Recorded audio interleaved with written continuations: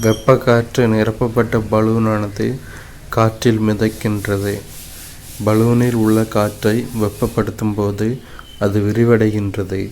விரிவடைதல் காரணமாக பலூனில் உள்ள காற்றின் அடர்த்தி குறைகிறது. அதனால் பலூனில் உள்ள காற்றின் அடர்த்தி வெளிப்புறத்தில் உள்ள காற்றின் அடர்த்தியை விட குறைகின்றது. இந்த அடர்த்தி வேறுபாட்டின் காரணமாக வெப்ப காற்று பலூன் காற்றில் மிதக்கின்றது.